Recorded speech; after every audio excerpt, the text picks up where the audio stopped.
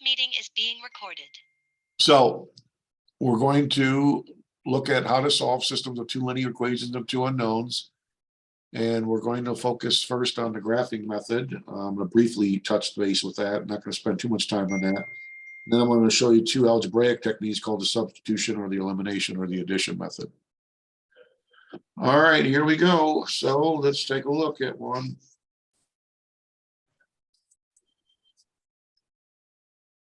So we're going to solve by graphing.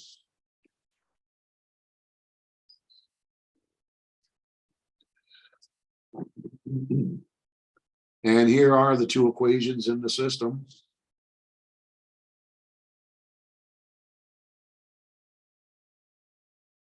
And the good news is that both of these equations happen to be in what form?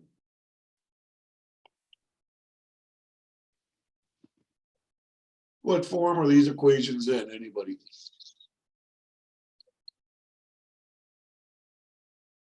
Slope-intercept. Yep, they're in y equals mx plus b form. They're both in the slope-intercept form. Being the case, it's going to be pretty easy to graph them. I'm going to call this equation 1, y1, and call this y2. Now, what is the slope of this first equation? The slope m1 is going to be 2/3, and the y-intercept is going to be -1. So we can plot the y-intercept, and using the fact that the slope is a rise of 2 and a run of 3, we can plot other points to graph this first equation. When you solve these systems using the graphing method, it is critical that you use graphing paper for accuracy purposes. And you can also use a ruler. So graphing paper and a ruler is necessary when solving Daddy, buddy. linear systems graphically. All right, we're going to plot the y-intercept, which is -1.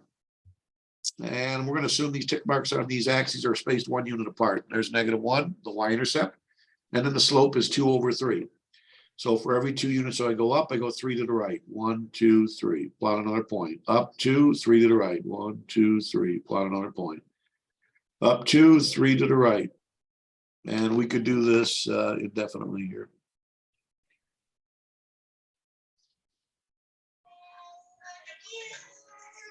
Okay.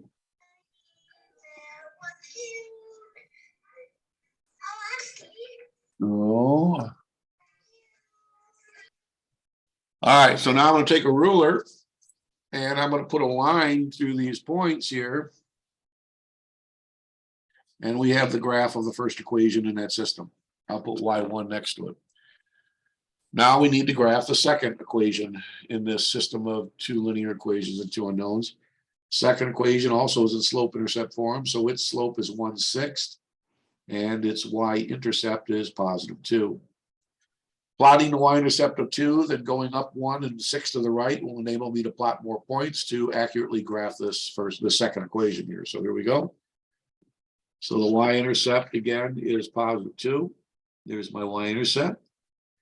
Now from this point, I can go up 1 and 6 to the right. 1, 2, 3, 4, 5, 6, and plot another point. Up 1, 1, 6 to the right. 1, 2, 3, 4, 5, 6. There's another point. Take a ruler, put a line through these points, and ladies and gentlemen, we have the graph of the second equation in that system. Now, it's the point of intersection that is going to be the solution to this entire system. We're fortunate enough to be able to read off this point of intersection, whose x-coordinate appears to be what? 6. And whose y-coordinate appears to be 3. So your ordered pair solution is this only point of intersection, which is 6, 3. So 6, 3 is our solution to that system of two linear equations in two unknowns. And we're done. We have our solution. Any questions how we solve that system using the graphing method? So this is an example of a consistent system whose solution again is 6, 3. And of course, 6, 3 would have to be a solution to both of these equations, not just one, but both of them. Now, graphing does slow us down, especially when we perform it manually. We could have also solved this equation graphically using our TI 84 calculator, of which I'm going to demonstrate very quickly here.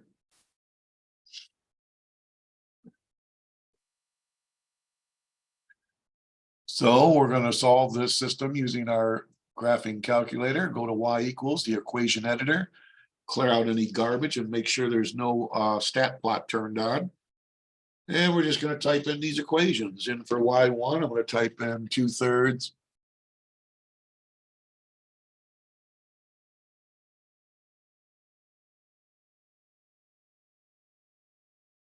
I'm going to type in 2/3 x minus 1. And for y2, I'll type in the second equation, which is going to be 1/6 x plus 2. Hit graph, and you should see the two lines graphed.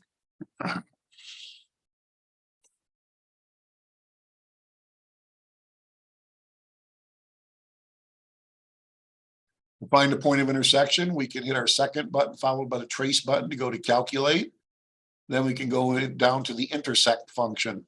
So intersect, first curve, I'll call that, hit enter. The second curve, I'll call the red one, hit enter again, and you have your point of intersection. 6,3 is the solution to that system of two linear equations and two unknowns.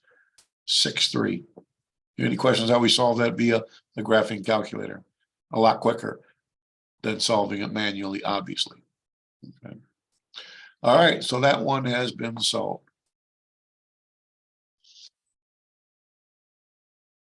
All right, done with that one. Now we're going to, now the graphing method works nicely for the manual method, as long as you have nice integer coordinates. This is a nice ordered pair where you can easily read off the point of intersection and the coordinates of this point of intersection. You're not always going to have nice ordered pair solutions. You know, could you imagine if you had an ordered pair solution, which was this right here? There would be no way you'd be able to read this off precisely from your graph. Okay, that'd be impossible. So if your system has a messy solution like this, you really should be using an algebraic technique as opposed to a graphing method, unless you have a graphing utility like the TI-84 calculator, or maybe some other utility like Desmos graphing calculator online. Okay, but if you have to graph manually, you better hope you get a nice solution, because you're not going to be able to read off a solution like this from the graph. It's impossible. All right, so let's look at an algebraic technique. Nice thing about these algebraic techniques is they'll solve any system, no matter how messy the solution is. We'll look at the substitution method, which is a popular method. In fact, I am going to solve again the system we just got done solving, but this time I'm going to solve it via substitution as opposed to graphing. So we're going to solve this over again and convince ourselves we get the same solution of 6,3. All right, notice both these expressions are equal to y. That means that they must be equal to each other. So therefore 1/6 x plus 2 can be brought up here and substituted in place for the y variable in the first equation. Upon making that substitution, I now have an equation involving only one variable, namely x, of which I can then solve for. So now I just have to solve this equation for x. To do so, I'm going to multiply both sides by 6 to get rid of my fractions everywhere. So 6 times 1/6 x plus 6 times 2 equals 6 times 2/3 x plus 6 times -1. Now 6 times this reciprocal 1/6 is 1. 6 times 2 is 12. 6 times 2/3 is going to be 4. So we have 4x. And 6 times -1 is -6. All the fractions are now gone. Now we just solve for x. This should be x here. To do so, I'm going to bring the 4x over to the left by minusing it from both sides.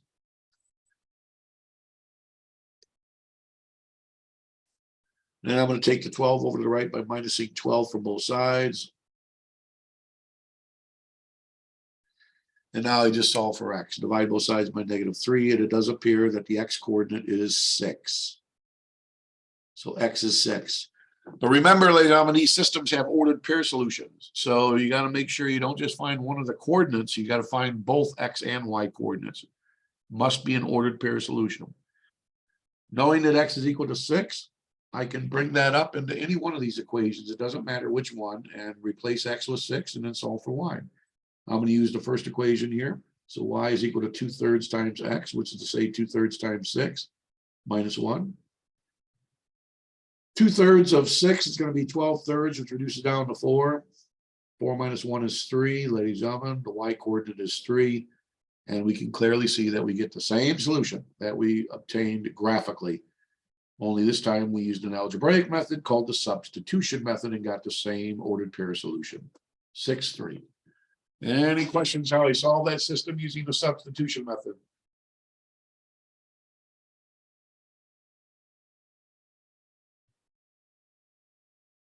That's called substitution. When we employ the substitution method, we like to have at least one of our equations solved for one of our variables. That is an ideal utopic situation to have. We were blessed with the luxury here in the sense that both of these equations were solved for Y in terms of X. So this is tailored for the substitution method all the way.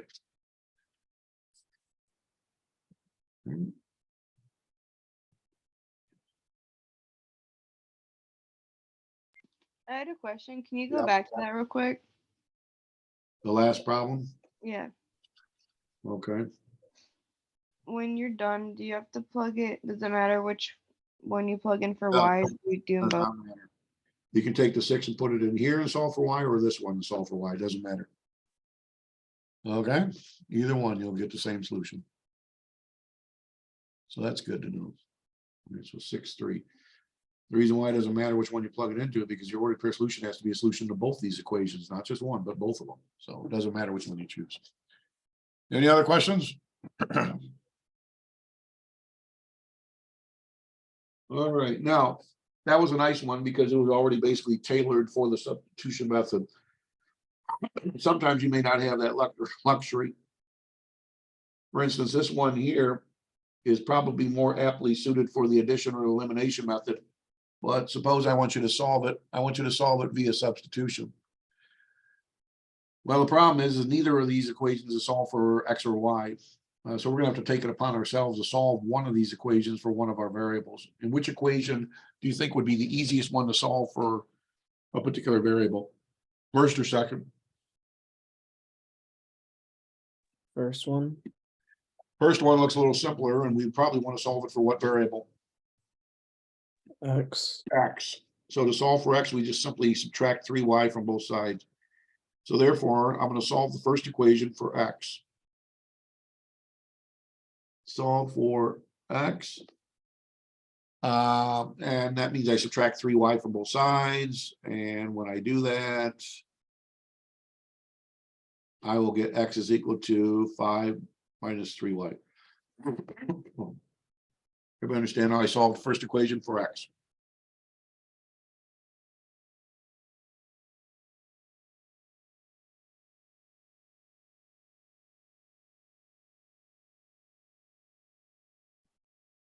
Okay, now another name for X is 5 minus 3Y. So I can take advantage of that. I can take 5 minus 3Y and substitute it in for the X variable in the second equation. So upon making this substitution, my second equation collapses down to an equation involving only one variable, because in for X, I'm going to put 5 minus 3Y. And now we can solve this equation for Y, the Y coordinate of our ordered pair solution. Distributing the 3 inside the parentheses, I have 15 minus 9Y. Combining like terms, negative 9Y minus 2Y is negative 11Y. Solving for Y, I'm going to subtract 15 from both sides.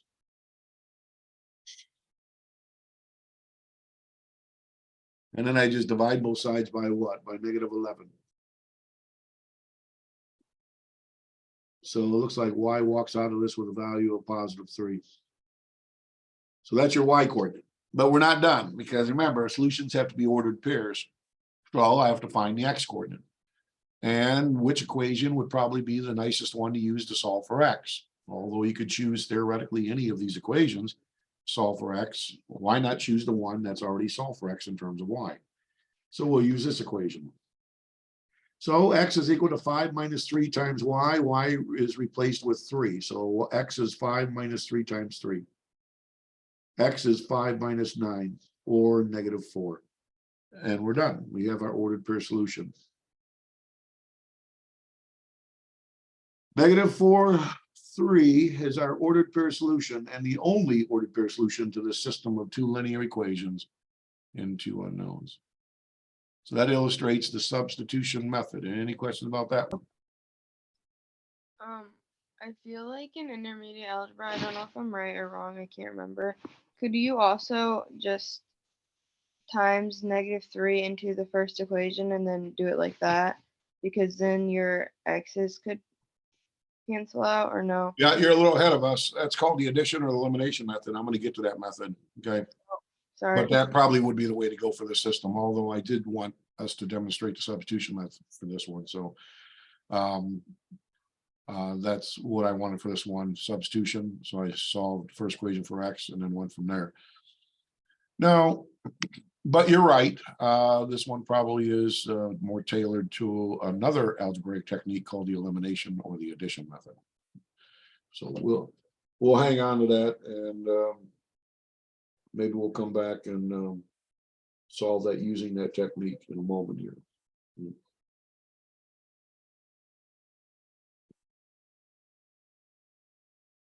All right.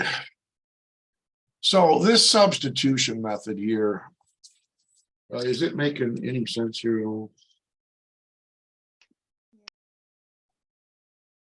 Now, so far, all of our systems have had precisely one ordered pair solution. Remember, I said there's two other possible scenarios. Sometimes these systems do not have any solution, or sometimes they have an infinite number of solutions. So, you know, what would be the case if we had one that had, you know, one of those other possible outcomes? Maybe we should look at one of those.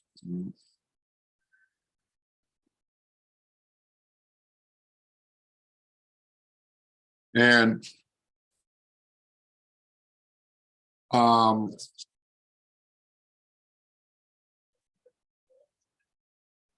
geometrically speaking, if a system has one solution, then it means that the two equations generate lines that intersect at precisely one unique point in the plane. So, you know, if here's a system of two linear equations, two unknowns graphed, the only point of intersection would be the only solution to the system. Okay. If a system of two linear equations and two unknowns does not have any solution, then that means the graphs of the two linear equations or the lines can never intersect anywhere in the plane. And what kind of lines would never intersect anywhere in the plane? What type of lines would they have to be? Parallel. Parallel lines. So sometimes when you solve a system of two linear equations and two unknowns, you may not get any solution. And if you solve it graphically, you'll determine why there's no solution, because there's two unique parallel lines for the graphs of the equations, and these lines will never intersect. That's why we say this system has no solution. There is no ordered pair that satisfies both equations simultaneously. The other possibility is you could have an infinite number of solutions. And what in the world would the graphs of two linear equations have to look like in that case? If you have an infinite number of points of intersection, is that possible? How can two lines intersect each other at an infinite number of points?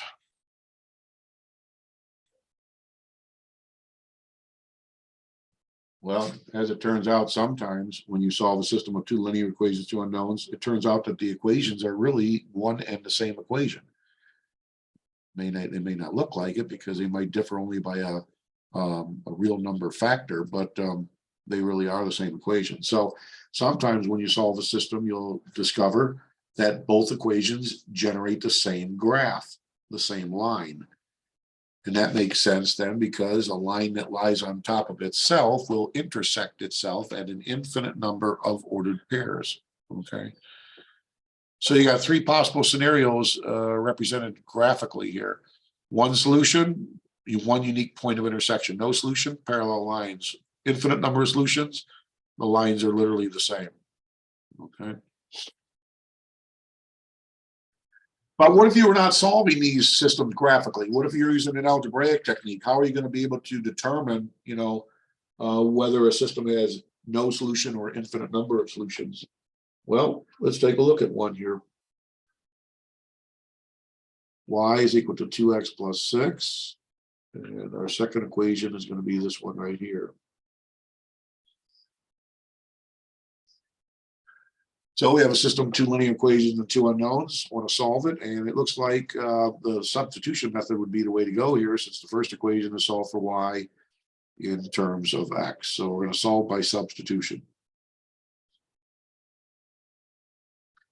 So another name for y is 2x plus 6. That therefore will drop in for the y variable into the second equation. So my second equation upon making that substitution is negative 8x times 4 times 2x plus 6 equals 24. And now we just try to solve for x.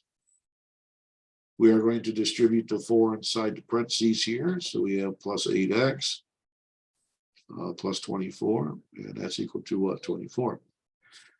But a weird thing occurs here in our attempt to solve for x. We see that the x variables drop out of the picture. They disappear, they cancel out, leaving us with a numeric statement.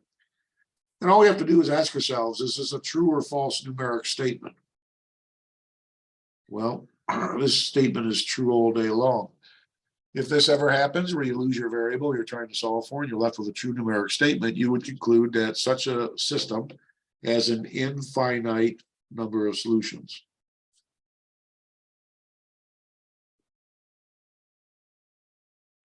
So there's an infinite number of ordered pair solutions to this system.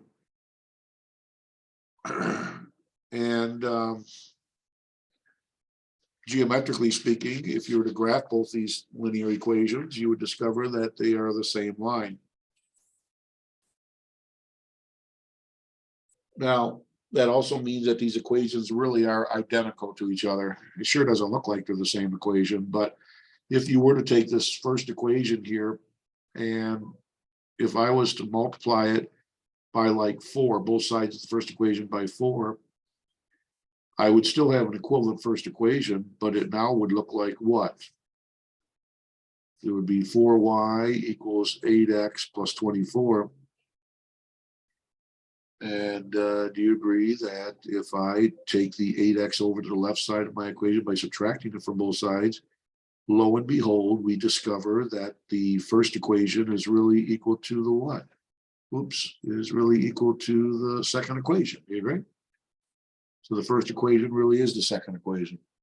And that's why they would generate the same graph. And that's why a line that sits on itself will intersect itself with an infinite number of ordered pairs here. We call this a dependent system because these equations depend upon each other and differ from one another only by a scalar multiple, that being by a factor of 4 here. Okay, so they really are the same equation. Now, the crude way of indicating the solutions is just to write this out, infinite number of solutions. But in college algebra, and if you were to take a course in linear algebra, which is beyond this, they want you to be more sophisticated in representing what all the infinite ordered pair solutions look like. And here would be one way of representing this solution, this infinite solution set. You could say it's the set of all ordered pairs xy such that xy has to satisfy just one of these equations. Why is it good enough to say the ordered pair satisfies one of these equations? I thought it had to satisfy both.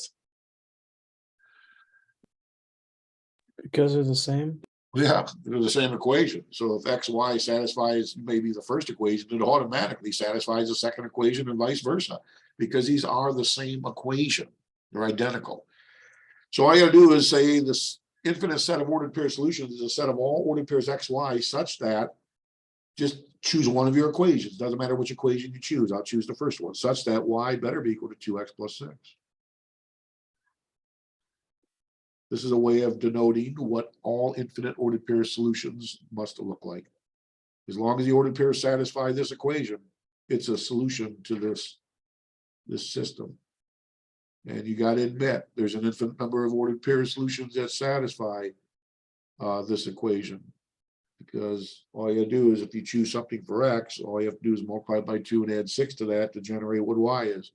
Well, how many choices do you have for x? How many real number choices can you put in for x here? Well, how many real numbers are there? There's an infinite number of real numbers, correct? So for that reason, there's an infinite number of ordered pair solutions that would satisfy this equation and also therefore be a solution of the system. Okay.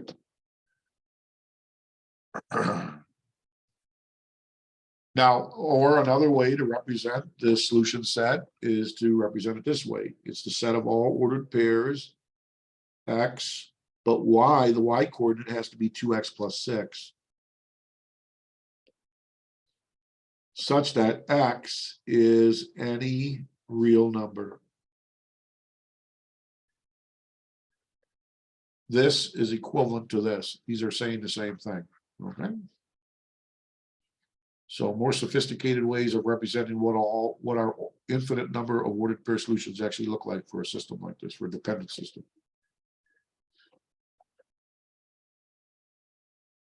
Because x can be any real number, you can see there's an infinite number of ordered pair solutions here. Infinite number. All right, so that's what happens when you lose your variable and you're left with a true numeric statement. You would conclude that the system has an infinite number of solutions. All right. Okay. Let's get to another method now called the addition or the elimination method.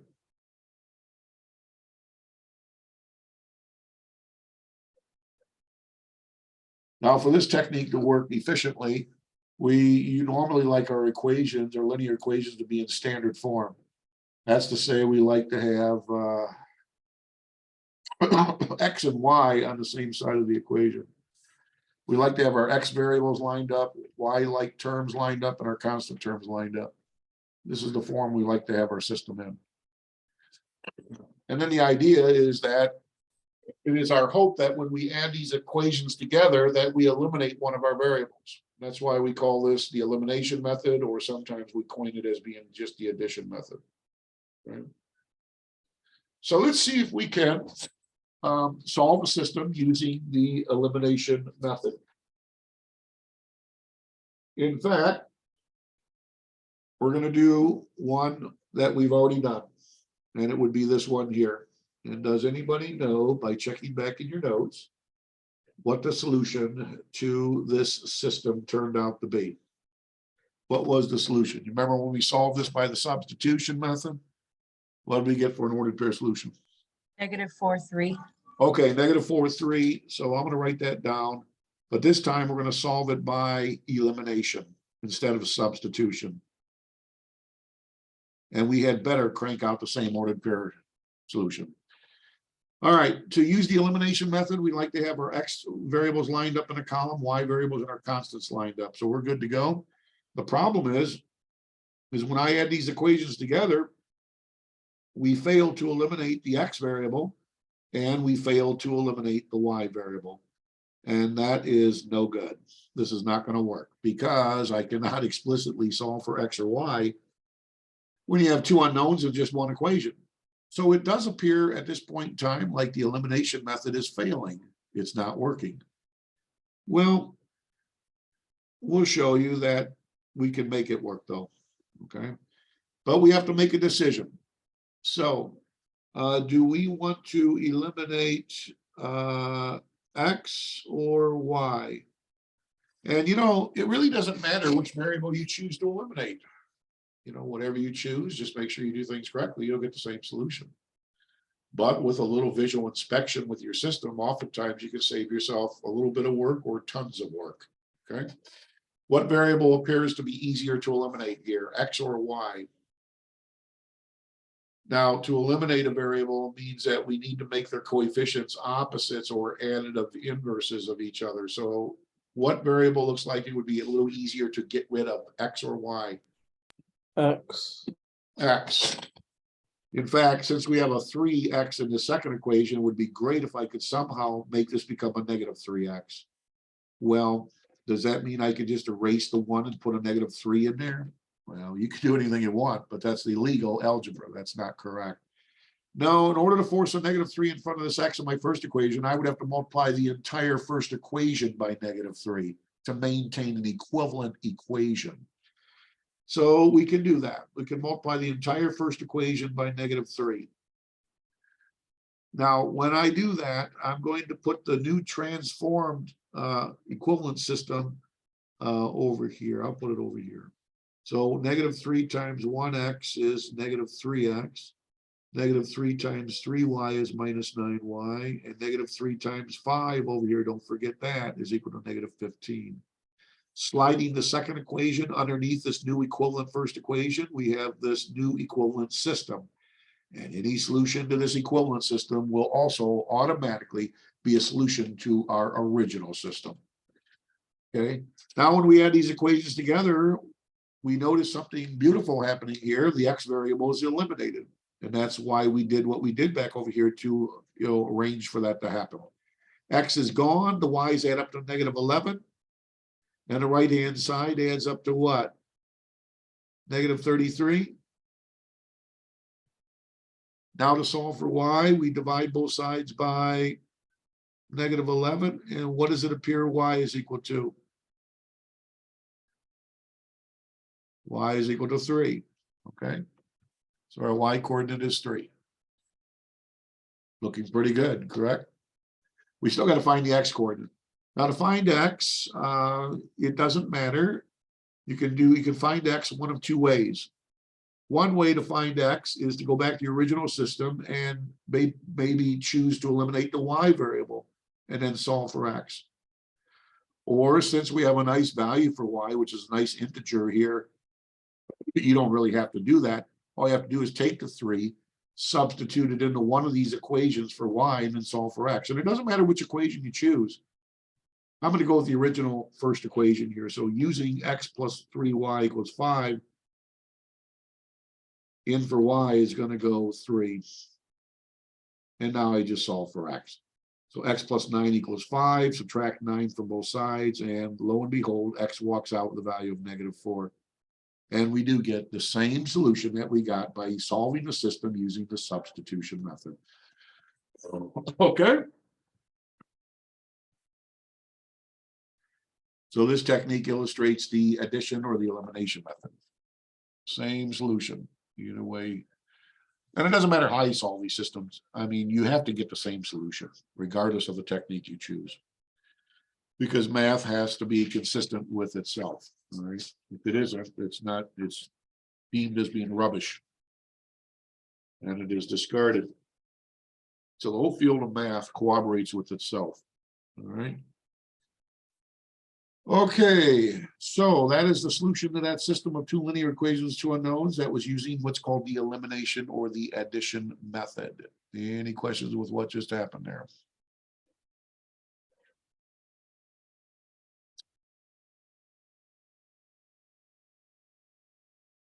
Now, that was kind of a nice utopic situation there. This was kind of set up for us. It was set up for the elimination method to take place. We're not always going to have that luxury, unfortunately, especially with this author. Your author loves to throw in a lot of wrinkles. Notice that. Solve by elimination. So we got to be prepared to handle any situation. And here is one right here where this equation is just doesn't really appear to be ready for the addition or the elimination method. It just looks like everything's all out of whack. Do you agree? Doesn't look like this is ready for the addition or elimination method. So there's going to be times when you may have to employ preliminary algebra to clean up your system, to force it into a form that is conducive for a particular method of solution. All right, so how can I solve this by elimination? Well, I would need to get both these equations into standard form, where I need to have X and Y on the same side of the equation and my constant on the opposite side. This one's pretty close. In order to clean this one up, I'd have to just bring 4y over to the left by adding 4y to both sides. So I'm going to add 4y to the right and to the left. When I add it to the left, I will have 11x plus 4y. When I add 4y to the right, the 4y's drop out here, and I'll be left with just -5. So the first equation was pretty easy to put in the standard form, ax plus by equals c form. Second equation looks like it's going to require more oomph to get there.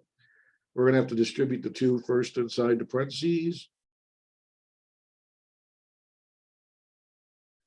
And now I'm going to drag this y over to the left side of the equation by subtracting y from both sides. And there we go, ladies and gentlemen. Now the second equation is in standard form. Slide it underneath the first equation by lining up like terms. And now we're ready for the addition or the elimination method. So you may have to clean up some of your equations first and force them into a particular form before you dive into a method of solution. All right, what variable do you want to eliminate here, X or Y?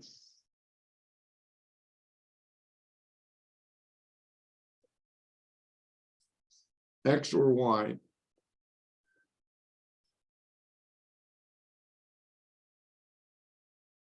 Well, here it appears to be almost a toss-up as far as the amount of work you're going to have to utilize here.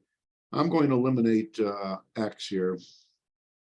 Looks a little easier. To eliminate X, I have to make these coefficients become opposites or additive inverses of one another. Well, what's the least common multiple of 11 and 2?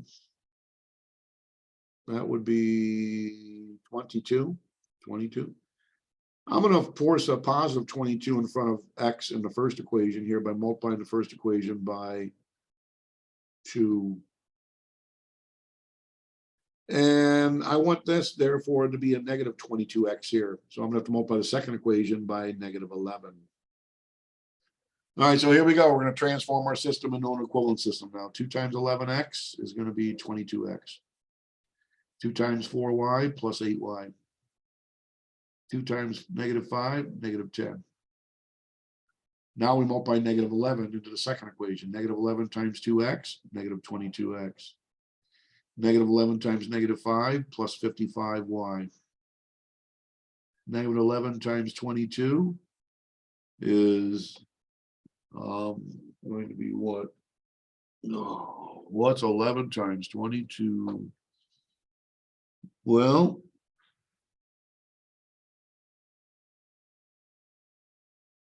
watch this little trick.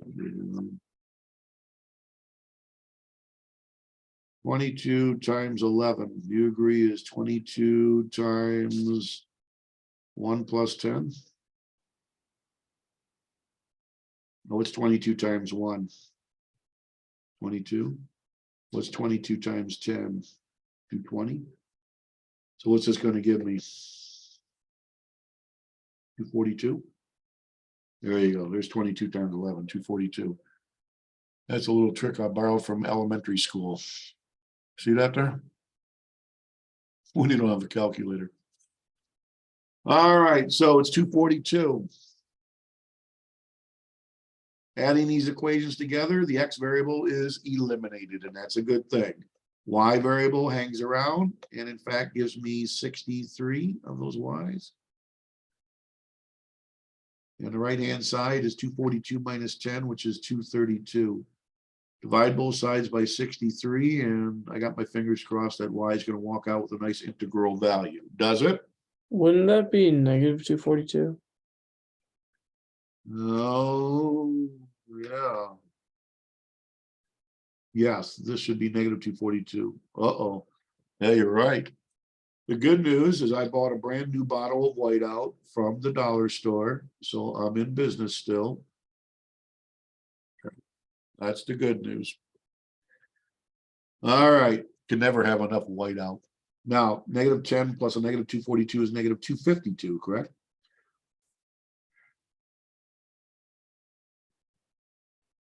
And does 63 by chance divide evenly into 252?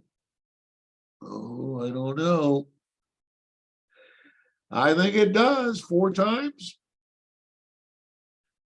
Y is -4. Is that correct? Now, y is -4. We got to find x. And, you know, technically, it doesn't matter which equation you choose to solve for x. Do you see an equation on this page here that looks appealing to solve for x? It doesn't really matter. You could choose this equation, this equation, this equation, this equation, or this equation, or this equation. Take your pick. Oh, it don't matter. I'll take this equation here. So 2x minus 5 times y, 5 times -4 is equal to 22. So we have 2x plus 20 is equal to 22. Subtract 20 from both sides. 2x is equal to 2. Divide by 2 and x is 1, correct? X is +1. Right there. All right, it does appear our ordered pair solution would be 1, -4. So we have a dependent, we have a consistent system here in having only one ordered pair solution. I'm just curious, do you think that if we wanted to solve this system by graphing the manual way, do you think we'd be able to do it? Would we be able to read that point of intersection off between the lines?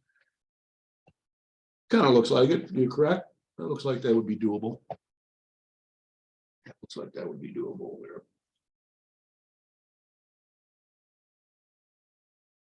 All right, sometimes your systems like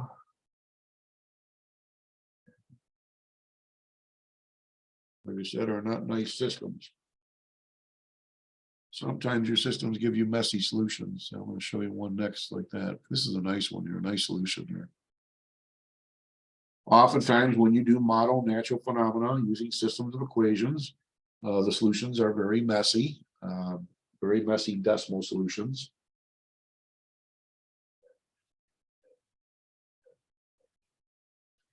So we'll try to solve by the addition, or what's another name for this method? The elimination method.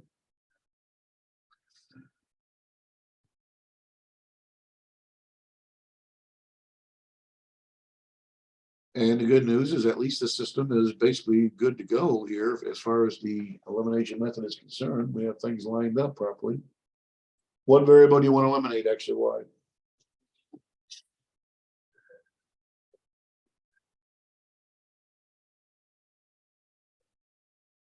Same amount of work here. Maybe eliminate, got to make a decision here. So I'm going to eliminate maybe X here. Least common multiple of 2 and 3 is 6. So I would like this to become a positive 6x. That can be accomplished multiplying the first equation by 3. And then I want this to become a negative 6x by multiplying the second equation by -2. My new equivalent system is going to have my first equation be transformed into 6x plus 33y equals 12. The second equivalent equation, after distributing -2 throughout, is going to be -6x plus 12y is equal to -10. And then we add these equations together. X is eliminated. The y's add up to 45. And the right-hand side is +2. Yuck. Dividing both sides by 45, we get or discover that y is equal to 2 over 45, which cannot be reduced. That's a nasty solution, 2 over 45. Now you got one or two choices here to find x. You could take 2 over 45 and substitute it back into one of these equations in for y and then solve for x. But that sure looks like a mess, doesn't it? Or in this case, it might be just a tad easier to, instead of eliminating x, turn around and maybe eliminate y so we can solve for x. That's what I'm going to do in this case. I don't feel like putting 2/45 back in for y and solving for x. So I'm going to take my original system right here. And now I'm going to eliminate the y variable. And therefore I'll be able to solve for the x variable. So eliminating y, The least common multiple of 6 and 11 is 66. I would like this to become 66y, accomplished by multiplying this equation by 6. But then this must become negative 66y, accomplished by multiplying the second equation by 11. My new equivalent system will be placed down here. 6 times 2x is 12x. 6 times 11y is 66y. 6 times 4 is 24. 11 times 3x is 33x. 11 times negative 6y is minus 66y.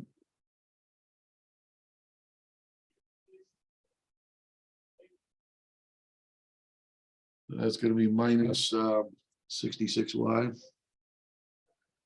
And then 11 times 5 on the right side is 55. Notice now when we add these equations together, the y variable is eliminated and x hangs around. So 12x plus 33x, that says 45x. And that's equal to 79. Dividing both sides by 45, we have x. So x is equal to 79 over 45. So we have a very nasty ordered pair solution to the system.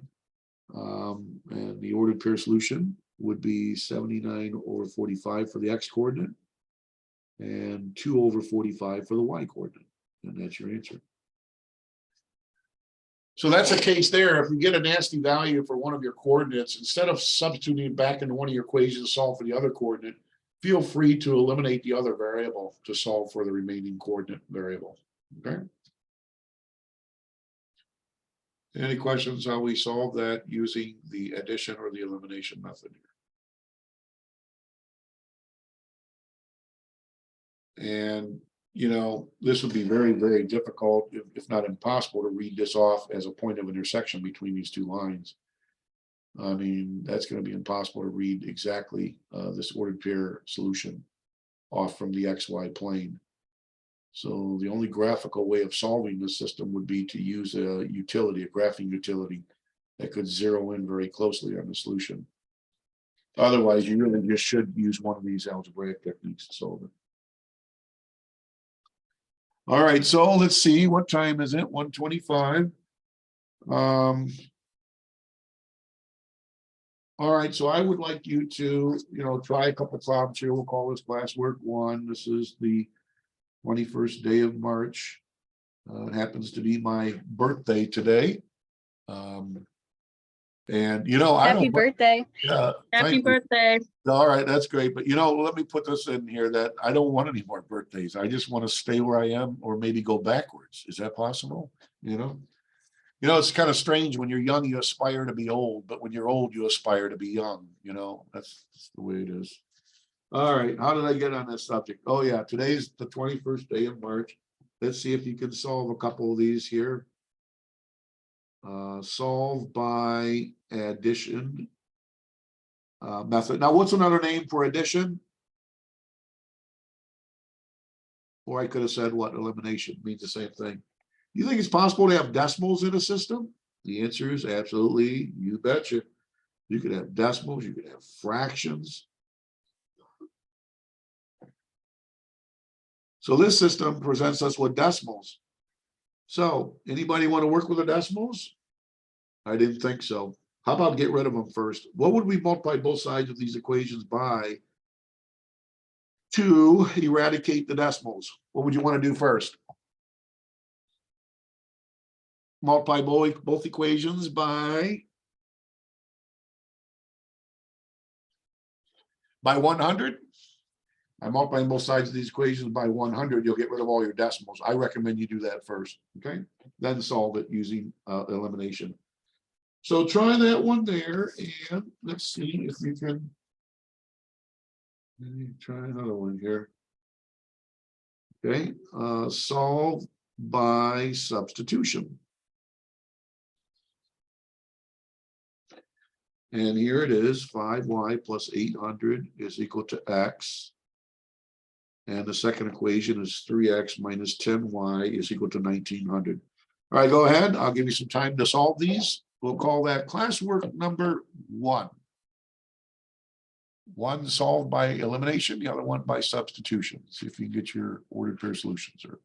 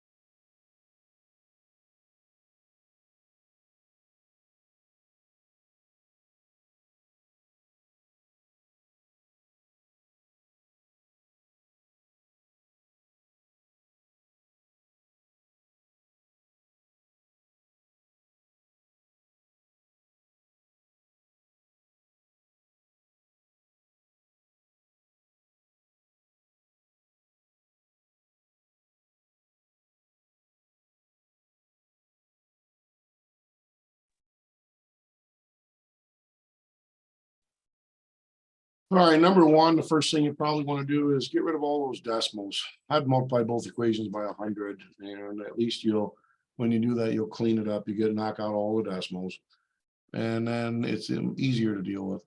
And I chose to eliminate the y variable. So I multiplied my top equation by -3, and I left my bottom equation alone.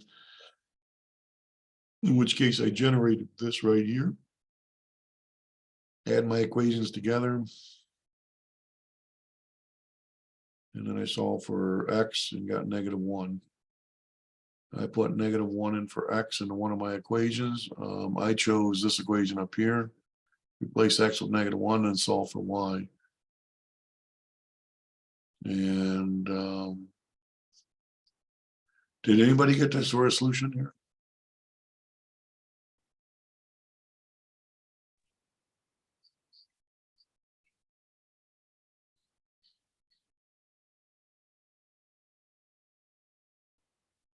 So did anybody get this ordered per solution? I got +1.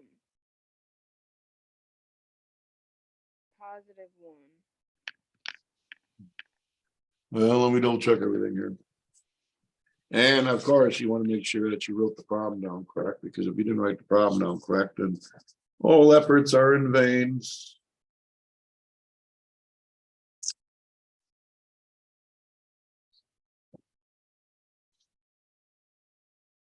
Because when you add 12 to -72, would it be -60? No. My first equation, let's see, I multiplied it by -3.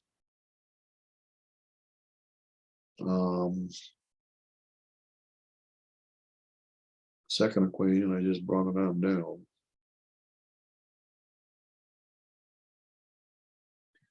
Oh, you know what? This should be -60, shouldn't it? Well, I'm not having a very good day today. X should be a +1. Son of a gun. X is +1. So that's going to make this 25 times +1 minus 4y. It says +25. So we subtract 25. And I'll have -1 over here. So I'll have -4y is equal to what? -1. Y, it looks like it's going to walk out with a value of 1/4. Anybody get 1/4 for y? Yeah. Should be 1/4. All right, do apologize. Should be 1/4. That would be ordered per solution there. Now, that shows you, boy, there's a lot of room for error if we're not concentrating or whatever. A lot of room for error. Just got to concentrate, try to avoid little mistakes. So 1/4 will be a solution there. Any other questions about that one? All right, second one. Substitution method. Another name for x is 5y plus 800. That got substituted in my second equation, and then I was able to solve for the y variable. I got y is -100, and then putting that back into this equation here. So I solve for x here. And anybody get 300, -100? Yeah. All right. So we looked at one of each type of procedures, elimination and then the substitution method. Yeah, whenever one of your equations is solved for one of your variables, substitution method would be the way to go. But if both equations present themselves in this form here, then you definitely want to use maybe the addition or the elimination method. Okay. But you could use any method in reality. It doesn't matter. As long as you do things correct, you should get the same solution either way. All right, ladies and gentlemen, we're going to put that section away. We're running out of time. One last section here this afternoon is solving systems of 3 linear equations and 3 unknowns. Okay. And these systems here just have an extra variable thrown into the picture. It has what's called the variable z here. So section 5.2, solving 3 linear equations and 3 unknowns. So these are going to be slightly larger systems, and in general, what does such a system like that look like? Well, it would be something that looks like this.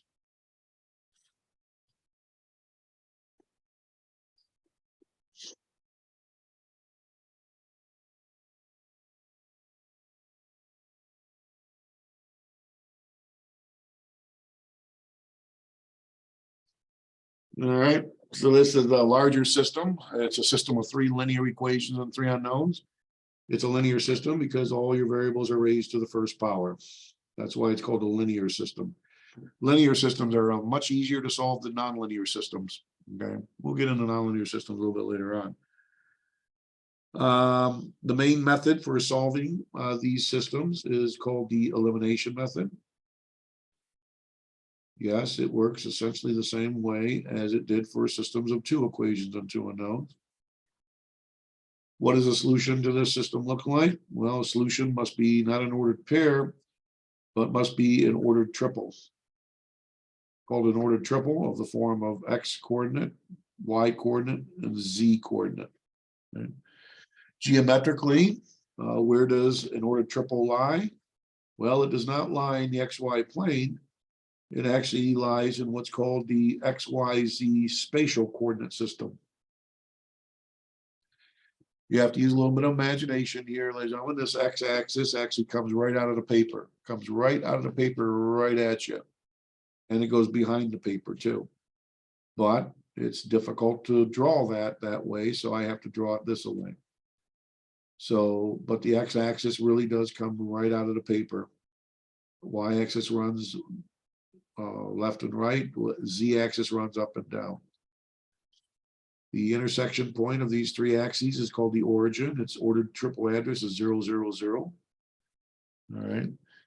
And if you stay in this math business long enough, eventually here at Mott, you will run into your 3rd semester of calculus, which is multivariable calculus.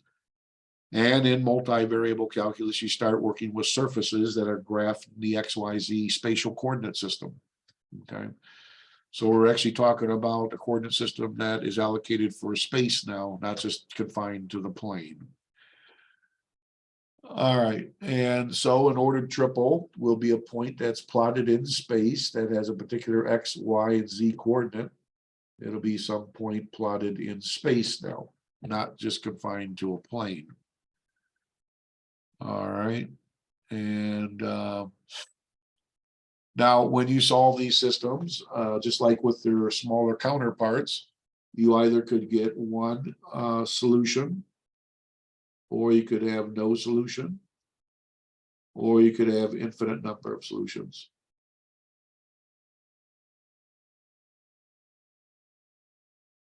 Right. Now, we're not really going to look at a geometric or graphical way of solving these systems. You would probably have to use, in all honesty, a 3-dimensional spatial graphing utility to solve these systems geometrically. Solving them manually is very cumbersome because the graph of these equations would not be a line in a plane, but would be a plane in space. So each of these equations generate a plane that lies in space. And if these planes intersect at one and only one unique ordered triple solution, then that ordered triple solution will be a solution to the entire system, meaning that it would have to be a solution to the first equation, second equation, and the third equation. If it fails to be a solution to just one of your equations, it's not a solution to the entire system. Okay, and there's different scenarios that could occur.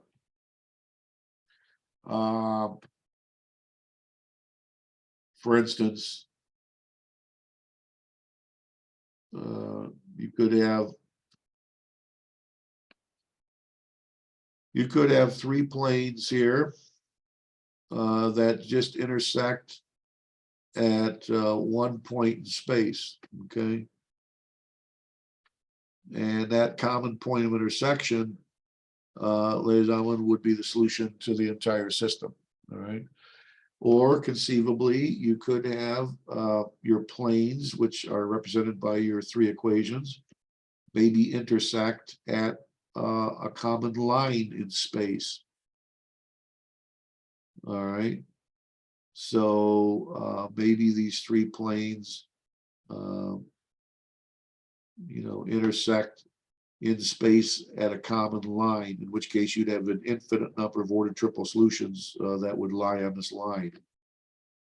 Or you could have a situation where all the planes, the graphs of each of these equations and three variables don't intersect anywhere, where these planes might be all parallel to each other in space, where they don't intersect each other, in which case your system would not have a solution. Okay.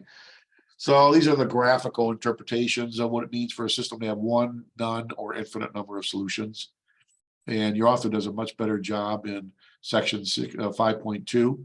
So please do comb over all of the examples in the sections that I cover in your textbook. That's an awesome way to gain a better understanding as to what's going on. And also your author does a much better job in showing what I'm trying to show here, also in color. Okay, so I tried my best, but I think I failed miserably. Okay. Was the first or the second one the infinite? What's that? Was the first or the second? Which one was the infinite? Well, this one would have precisely one order triple solution. This would have an infinite number of solutions because these planes intersect at a common line in space. And this line goes in both directions forever. So there's an infinite number of points that lie on a line. But these these planes I tried to illustrate are parallel to each other. It's like three pieces of paper that are parallel to each other. You know what I'm saying? Like kind of stacked up. They're parallel to each other. It's like having three cards that or think of a parking structure, okay, where the floors are all parallel to each other. Do you agree? There's no intersection between the floors with a parking structure, at least in the middle part of it. So that would be a system that does not have any solution. All right. Okay, but again, the graphic interpretation is not the issue in here. That'll become more of an issue when you get in, like I said, when you get into your third semester of calculus. Our main deal here, ladies and gentlemen, is just trying to solve these systems using the elimination method. So we better get started because we only have about 40 minutes left. That's it. So solve by elimination.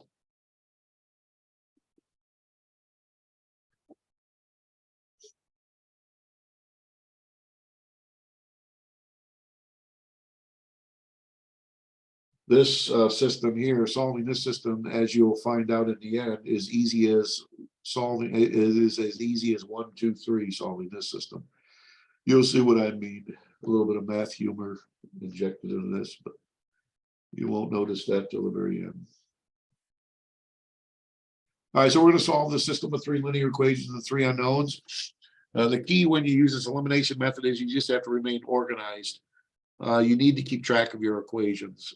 So whether you use letters or numbers to keep track of your equations, that's entirely up to you. Doesn't matter. I'm going to designate my equations this way. I'm going to call this equation number 1, equation 2, equation 3. And it doesn't matter which equation you call first, second, and third. Okay. Now what we're going to do is we're going to pair up two equations. Which two equations do you want to pair up and eliminate which variable between them? With visual inspection, sometimes you can ease the burden of the work. Which equation do you want to pair up to eliminate which variable?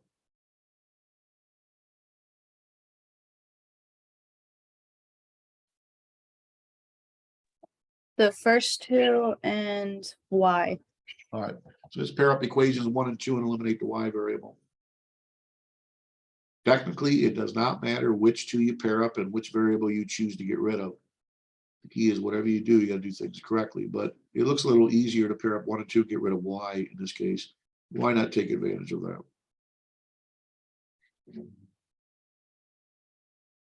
All right, we want to eliminate y. That means if this is a negative 2y, I want this to become a positive 2y. To arrange for that to happen, we multiply the second equation by 2.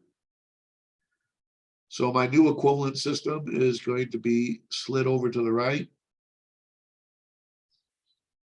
Here comes my new equivalent equation 2 after distributing the 2 throughout. I'll have 10x plus 2y minus 4z is equal to 2. Now we add these equations together and we will indeed eliminate the variable we wanted to eliminate, the y variable. The x's add up to 13, y is gone, the z's add up to -3, and the right-hand side adds up to 4. Everybody understand how I got this equation? We'll call this equation 4, brand new equation. Equation number 4, put a box around it. Brand new equation, equation 4. All right, now, this is very important. We're going to pair up two other equations, and remaining consistent, we also have to eliminate the same variable that we eliminated between pairing up our first two equations. So what other two equations do you want to pair up? Equation 1 and 3 or 2 and 3 and eliminate y between? Got to eliminate y, the same variable. 2 and 3. All right, so we'll pair up equation 2 and equation 3. Equation 2 is right here. Equation 3 is right here. And we're going to eliminate y between them. Now, this is a -3y. We want this to become a positive 3y. So to do that, to ensure that happens, we multiply equation 2 by 3. My new equivalent system will be slid over to the right. So this is going to become 15x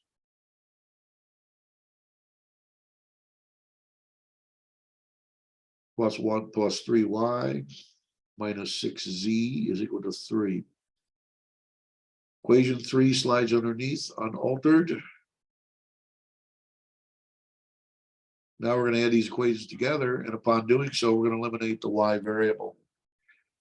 The x's add up to 19, the y is gone, and the z's add up to -3. The right-hand side adds up to 10. We will call this brand new equation number 5. Put a box around it. Okay? Everybody see what's going on here so far? So again, just make note, ladies and gentlemen, that whatever variable you eliminate between pairing up your first equations must also be the same variable you eliminate in pairing up any subsequent equations from that point onward. Now we're going to pair up. What equations do you think we're going to pair up next? Now we're going to pair up equations 4 and 5, because now we got it down to a system of 2 equations and 2 unknowns. So we pair up 4 and 5, and we have to eliminate either x or z. So here's equation 4. And as I'm writing this down, be thinking about maybe what variable you wish to eliminate, x or z.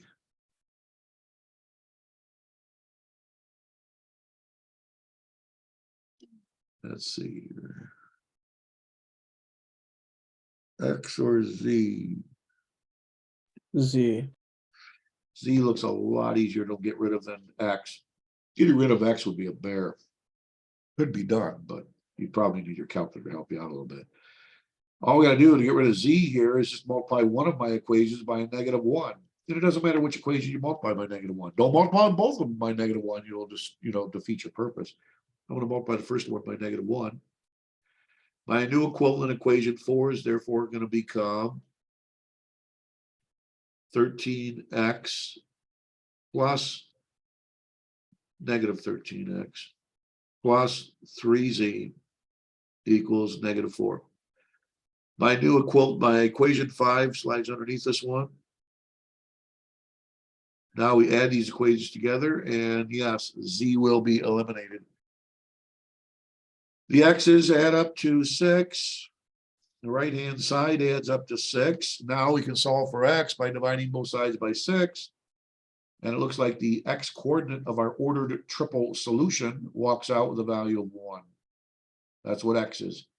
But we're only 33% of the way done, ladies and gentlemen. We still got to find the y coordinate and the z coordinate. So don't just throw in the towel, call it over right now. We know x is 1. Which equation do you want to choose to solve for another variable? I would probably go back and use either equation 4 or 5 to solve for z. Which one you want to use? Oh, make sure when you use the variable z, you put a slash through your variable z. Otherwise, it's going to look like the number 2. So always put a slash through your z's. I'm going to use the first equation 4. So 13 times x is 13 times 1 minus 3z equals 4. Now I'm going to solve for z. This is 13 minus 3z is equal to 4. Subtract 13 from both sides. Negative 3z is equal to negative 9. Divide both sides by negative 3, and z walks out with a value of positive 3. So now z is positive 3. X is 1, z is 3. We got to find y. Which equation are we going to have to use now to solve for y, knowing x and z? Well, to do that, you're going to have to go back probably to your original system, back up here and choose one of these equations. It doesn't matter which one you choose. It's entirely, you know, up to you. I'm going to use equation 2 now. Knowing x is 1,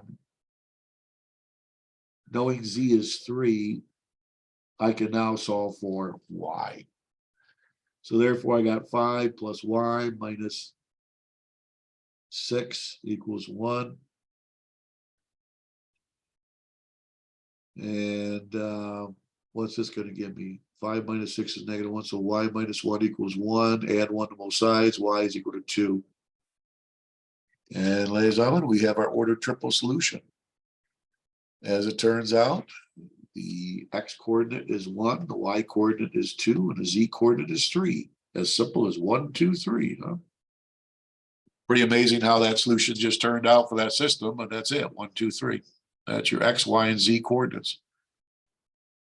That's called the elimination method for solving a system of 3 linear equations and 3 unknowns. Any questions about that system? The key is you got to keep things organized. Make sure you label your equations and, you know, continue to bring the labeling down as you move down. And when you generate new equations, make sure you come up with a new name for them, okay? And keep them in a box so you can keep them, you know, visible. Just got to remain organized. All right, looks like a lot of work, but with practice, these really are not that bad. All right. Practice, that's the key, practice. All right, 156. Let's see here. Okay. Maybe try another one. Okay. Now, the nice thing about this system is that all the equations had all the variables present. You're not always going to have that luxury. Some of the equations might be missing some of the variables. So again, that's why you want to do a lot of practice. You want to give yourself as many looks as you can possibly give yourself, because that's how you become experienced and more and become robust in the sense that you can solve any type of system, no matter what is thrown against you. But that only comes by exposing yourself to a lot of different looks.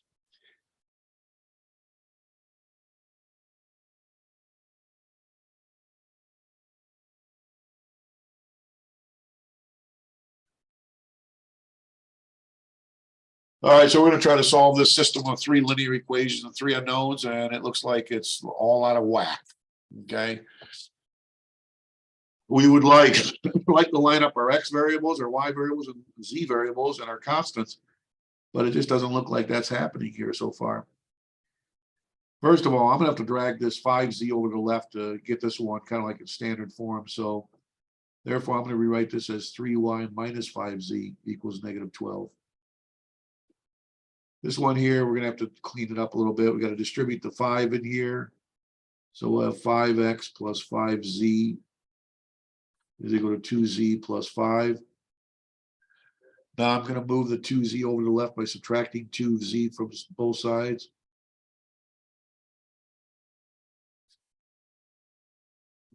In which case I have 5x plus 3z equals 5.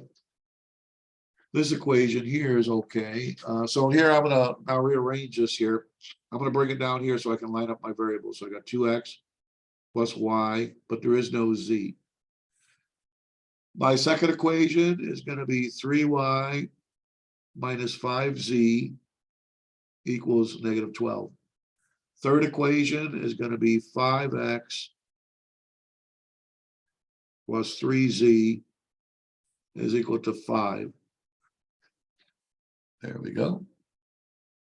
Call this equation 1, equation 2, equation 3. All right, so I want to solve this by elimination. So what two equations would you want to pair up and eliminate what variable between them?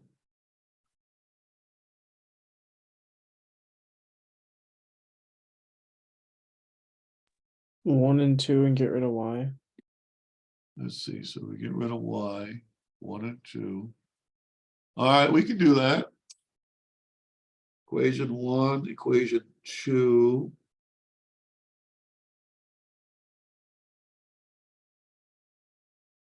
And get rid of y. So then you're gonna have the 3y and then a minus 5z equals negative 12 here. Okay. Now to get rid of y, we want this to become a negative 3y. If this is a positive 3y, we want that to be a negative 3y. So we're gonna have to multiply equation 1 by negative 3 to give us a new equivalent equation 1, which is going to be distributing the 3 throughout. You'd have negative 6x minus 3y equals negative 3 times negative 2 over here is positive 6. Sliding the second equation underneath this one. Now adding these equations together, the negative 6x just drops on down. The y's are eliminated and we're left with this here. And the right side goes to negative 6. I'll call that maybe equation number 4. Okay, brand new equation 4. So what do you think now we would do, Liz?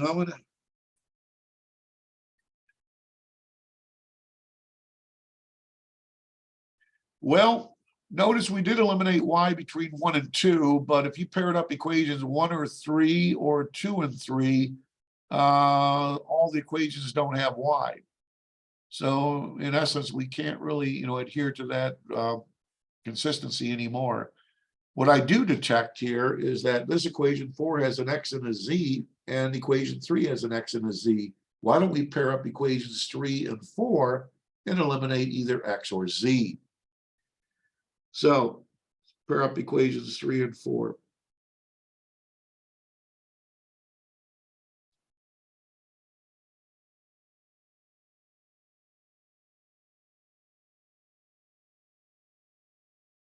And now we're going to have to eliminate x or z. So which one do you want to get rid of, x or z?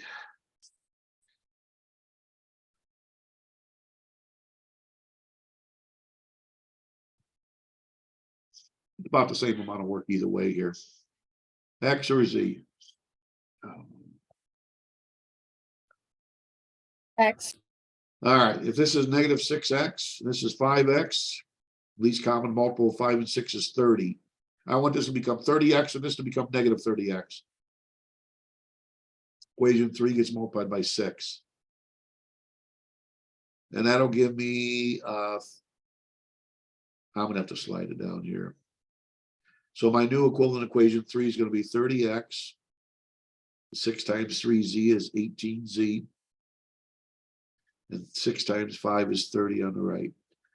But then I'm going to have to make this become a negative 30x. So I got to multiply this equation 4 by 5. 5 times negative 6x is going to make this negative 30x. 5 times negative 5 is negative 25z.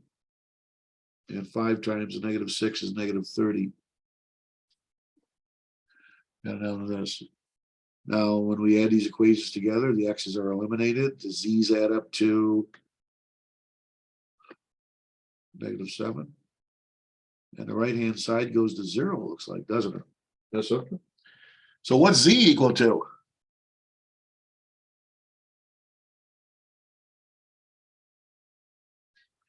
Z is 0. So my z coordinate of my ordered triple solution is 0. Now that we know z is 0, can we use one of our equations to solve for one of the other variables? Anybody? Which equation? We got z is 0 now. Equation 2. Yeah, you could use equation 2, or you could use equation 4. It's up to you. All right. So if you want to use equation 2, you'll have 3y minus 5 times z, but z is 0. And that's equal to negative 12. Which means 3y equals negative 12 divided by 3, and y is negative 4. Now we know y and z. We need to find just x, and we're done with this problem. So which equation, knowing z and y's values, could we use to solve for x? Any preference? Look, we could use equation 1 here. We know y is what? -4. Why not put -4 in here?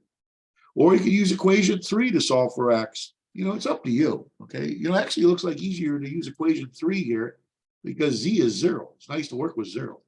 So 5x plus 3 times z, which is 0, equals 5. Hence, 5x equals 5. Hence, x is equal to what? 1. And we're done. So there you go, ladies and gentlemen, your ordered triple solution is going to be 1, -4, 0. That's your answer. That's your ordered triple solution. 1, -4, 0. What equation did you just plug z or whatever you just I went plugged in? back to equation 3 here. And I put 0 in for z. And then I was able to solve for x. Okay.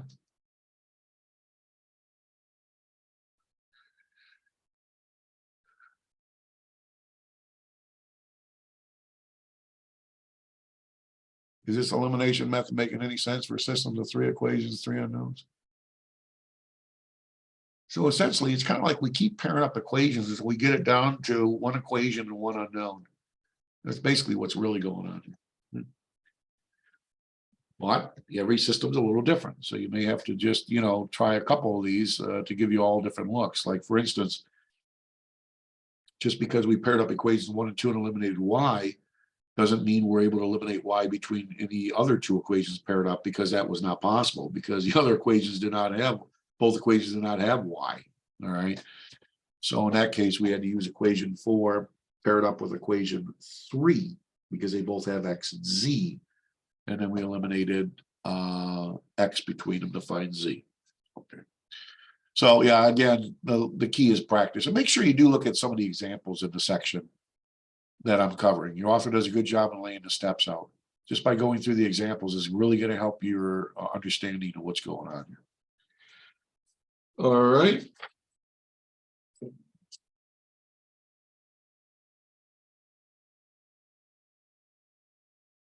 Okay. Now, so we don't have too much time left.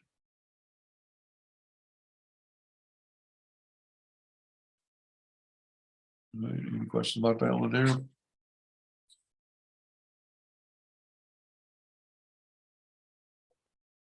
All right.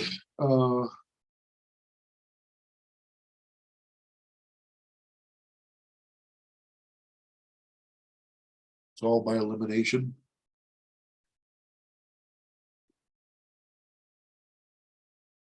Is it possible for these systems of 3 equations, 3 unknowns to not have a solution or have an infinite number of solutions? The answer is yes. So far, all of our systems have had precisely 1 solution. Well, let's look at this one here. And that's why you need to do an appreciable amount of practice to give yourself all different types of looks to be ready for any situation here. So which equations you want to pair up and what variable do you want to eliminate between them?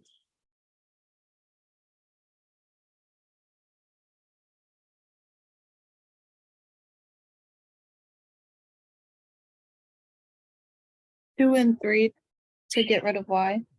You could do that. Or you could have paired up equations 1 and 2 and got rid of x, correct? It's up to you. All right, let's go with 2 and 3.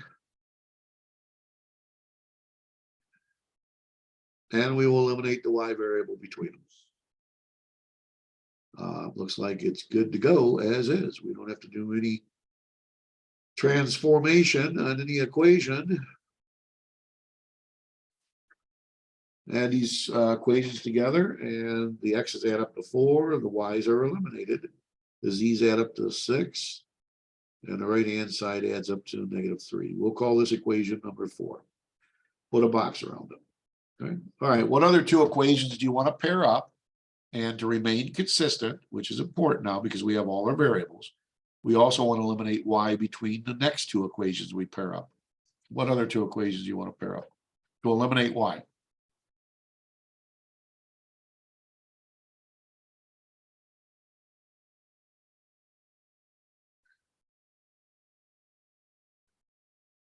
Tell you what, let's go with equation 1 and 2.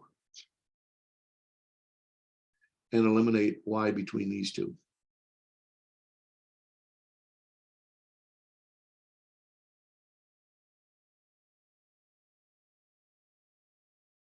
Now, if this is 6y, I want this to become negative 6y. We can accomplish that by multiplying equation 2 by 3.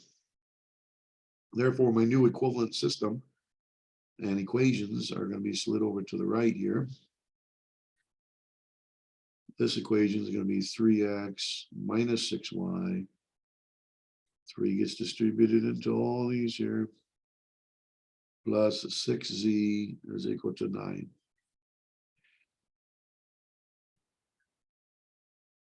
All right, now we're going to add these equations together, and the x's add up to 2. The y's are eliminated. The z's add up to 3, and the right-hand side adds up to 1. We'll call this equation number 5. Now it's time to get together equations 4 and 5 and eliminate either x or z.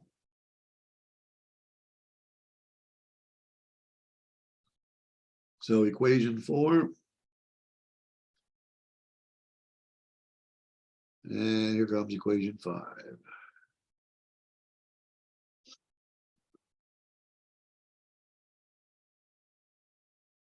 What variable do you want to eliminate between these two, x or z?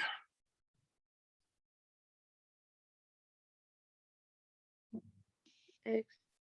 All right, get rid of x here. Well, if this is 4x, we'd like this to become a negative 4x.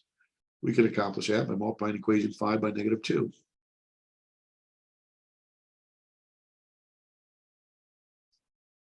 And negative 2 times 2x is minus 4x. Negative 2 times 3z is minus 6z. Negative 2 times 1 is minus 2. Add these equations together, and something weird happens here. Not only do we eliminate the x variable like we intended, but the z variable drops out too, and the whole left side of this equation goes to 0. And the right side goes to negative 5. Is this a true or false numeric statement? True or false?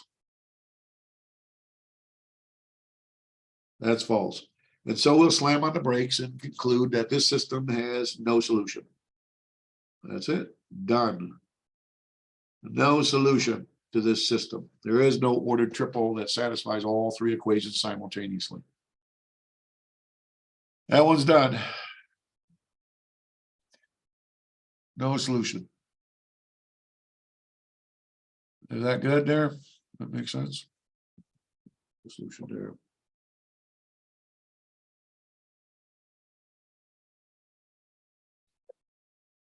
All right, so there's no solution there. That's great. That's super.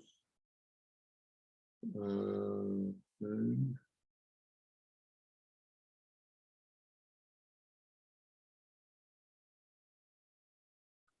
All right, there was no solution there. Any questions about that one there? All right, I think I got time for just one more. Unless you want a classwork. You want a classwork, or you want me to just to demonstrate one more? One that does not have a solution, that has infinite number of solutions. Can we do one that has infinite number of solutions? I'll certainly try. Let's try this one. Solve by elimination.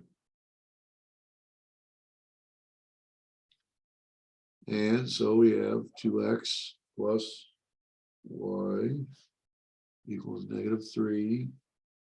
We have 2y plus 16z equals negative 10.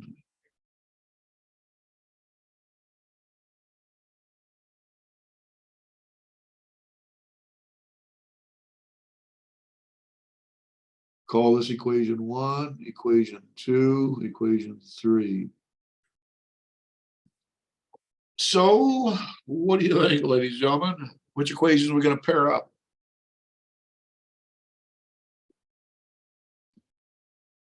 One and two. All right, 1 and 2, and get rid of what? Y. All right, 1 and 2, and eliminate y.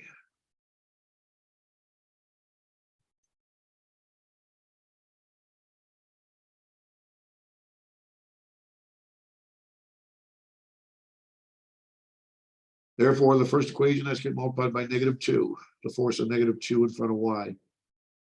My new equivalent system is going to be the -2 has to get distributed in. So we got -4x minus 2y is equal to 6. This equation slides underneath there as 2y plus 16z was -10. Adding these equations together, we're left with -4x. The two y's are eliminated. Plus 16z is equal to -4. We could call this maybe equation number 4. Okay. All right.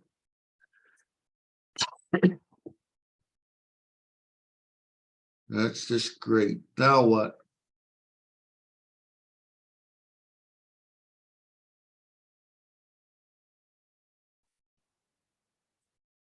Well, notice we eliminated y between what? We eliminated y between equations 1 and 2. So why don't we pair up maybe equations either 2 or 3 or 1 or 3? I'm going to go with 1 and 3. Equations 1 and 3, and then eliminate y between these two.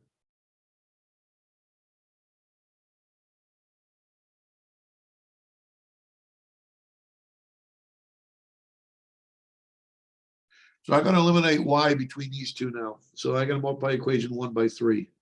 Force a 3y in here. My new equivalent system, I'll put below here, is going to be 6x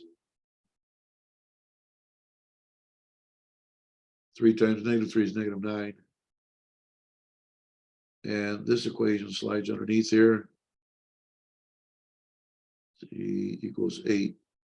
All right, we add these together now, and the x's add up to -1. The y's are eliminated. We got plus 4z here. Don't forget the plus 4z. And then we got -9 plus 1 is -1. -9 plus 8 is -1.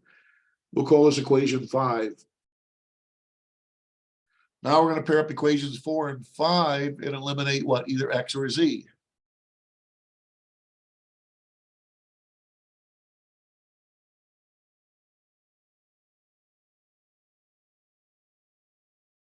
And so what do you want to eliminate between these two? X or z?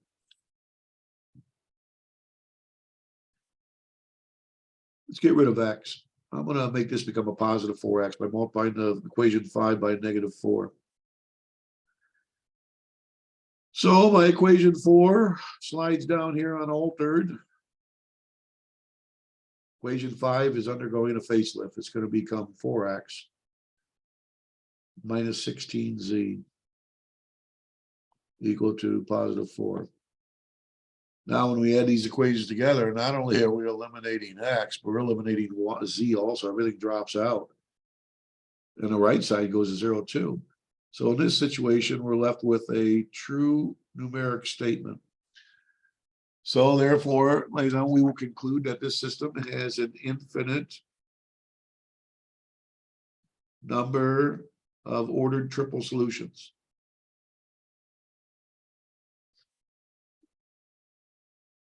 Okay. Infinite number of ordered triple solutions there.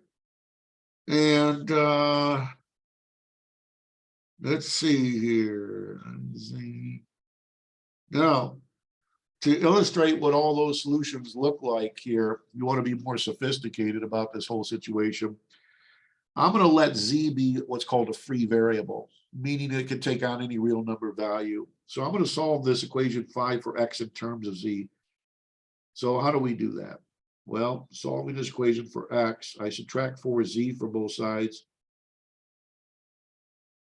Then I'm going to multiply both sides by -1, so I get x is equal to positive 4z plus 1. That's what x is equal to.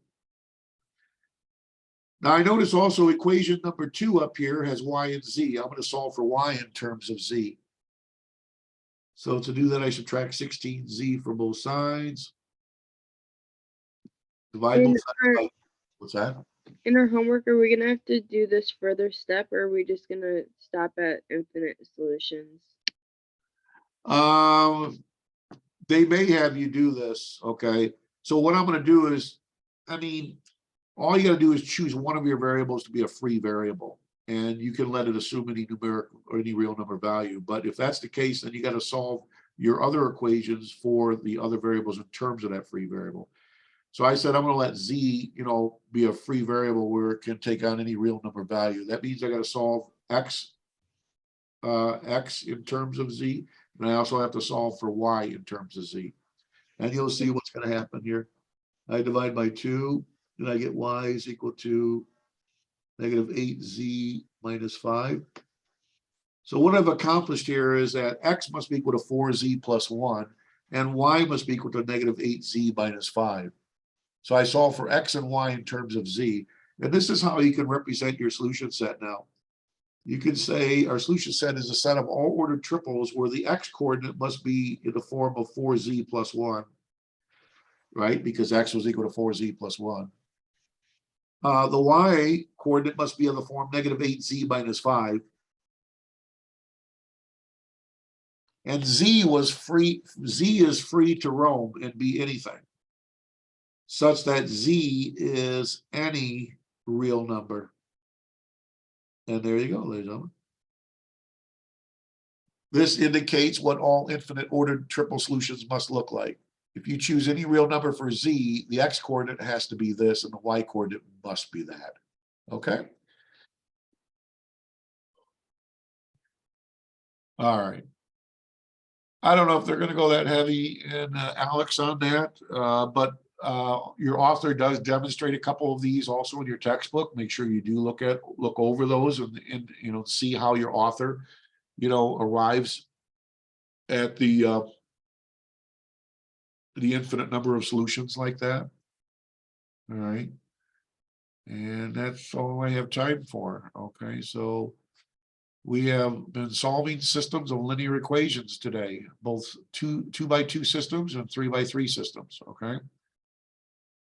And we'll show you other techniques for solving these systems later on using matrices later in this course, a little more streamlined method.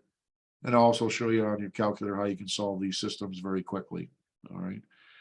All right, ladies and gentlemen, if you don't have any other questions, I don't. I will let you go. I'll stay on the line for a couple minutes. If you have anything, just let me know. And like I said, Thursday's just a day of review. If you have any questions, bring them. I will open up the chapter 3 and 4 exam on Thursday. Okay. All right, and keep in mind that the chapter 3-4 homework and the chapter 3-4 quiz due date will be extended through Thursday midnight. All right, have a good day.